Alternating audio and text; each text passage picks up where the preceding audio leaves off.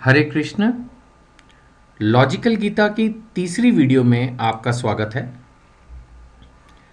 यह video series रोजाना आपको 3 से 5 मिनट की वीडियो दे रही है जो हमारे जीवन के किसी एक महत्वपूर्ण प्रश्न का जवाब श्रीमद् भगवत गीता के आधार पर तथा आज के जीवन के लॉजिक्स के आधार पर प्रस्तुत कर रही है। आज का प्रश्न है, क्या भगवत गीता 5000 साल पुराना संदेश है? श्री गुरुदेव को प्रणाम। आइए श्री राधा गोविंद देव जी की कृपा से इस प्रश्न पर चर्चा करें। आपकी सेवा में नरहरि प्रहलाद दास। तो हमारा आज का प्रश्न है कि क्या भगवत गीता 5000 साल पुराना संदेश है? यानी दो बातें हैं, एक तो ये कि क्या सचमुच बस 5000 साल पुराना है या इससे भी पुराना है, और दूसरी ये बात भी आ जाती है कहीं ना कहीं डिस्कशन में फिर, अगर अच्छा चलो 5000 साल पुराना है, जैसा कि आमतौर पर सब लोग जानते हैं कि भाई महाभारत के समय भगवान ने अर्जुन को ये ज्ञान दिया था, तो क्या आज वो रेलेवेंट है? तो पहले इस प्रश्न का उत्तर लेते हैं कि भगवत गीता 5000 साल पुराना संदेश है या इससे भी पुराना है। ध्यान दीजिए, भगवत गीता में ही चौथे अध्याय में पहला श्लोक, श्री भगवान उवाच इमं विवस्वते योगम प्रोक्त्वाम अहम अव्ययम विवस्वान मन्वे प्राह मनु इक्ष्वाके अब्रवीत। परम भगवान श्री कृष्ण ने कहा, मैंने इस अमर योग विद्या का उपदेश सूर्यदेव विवस्वान को दिया।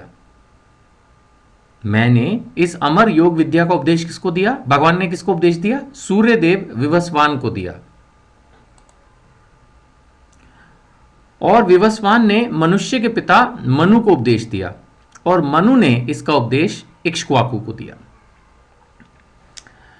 अब इस श्लोक को पढ़ के एक तो ये बात क्लियर हो गई कि ये संदेश जो भगवान अर्जुन को सुना रहे हैं वो पहली बार नहीं सुना रहे। इससे पहले वो इस संदेश को, जब ये धरती, जब ये जगत शुरू हुआ तो नेचुरली सबसे पहले सूर्यदेव हुए, तो उन्होंने जो सूर्यदेव थे, यानी कि एक तरह से सूर्य के जो राजा, king of sun, sun god Vivasvan, उनको ये संदेश दिया।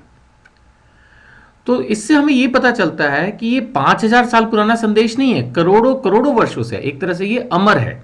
इसीलिए यहां पर भगवान कह रहे हैं अमर योग विद्या, यानी ये जो ज्ञान है ये अरबों, मतलब एक तरह से since the Inception of life, since the Inception of earth है, और ये तब भी रेलिवेंट था, इसीलिए भगवान ने सुनाया। और उस समय जो है सबसे महत्वपूर्ण व्यक्ति इस जगत में थे सूर्यदेव, उनको सुनाया गया।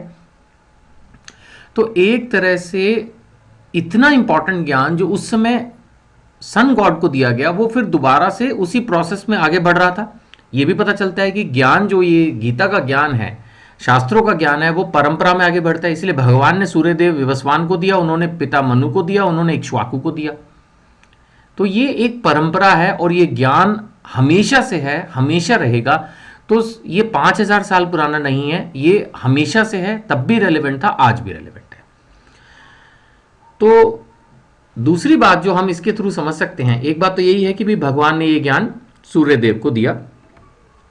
दूसरी बात यह है कि भगवत गीता, क्योंकि मैंने पढ़ी है तो इसके आधार पर आपको बता सकता हूं कि ये पूरी भगवत गीता में कहीं भी हिंदू शब्द का इस्तेमाल नहीं है।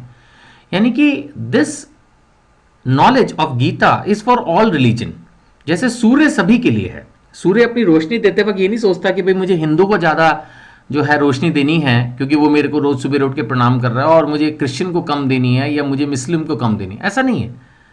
भगवान सब पे कृपा करते हैं, सूर्य सभी पे कृपा करते हैं। इसी तरह से जो हमारे शास्त्र हैं, चाहे वो गीता है, चाहे वो हमारी कुरान है, चाहे बाइबल है, it is basically for all religions, और सभी को उससे जो है फायदा होगा अगर वो उसको पढ़ें और अपने जीवन में अपनाएं। तो it is the second message, the second logical message of this shloka is one, this knowledge is eternal, and second, it is for all religions, just like sun is for all religions.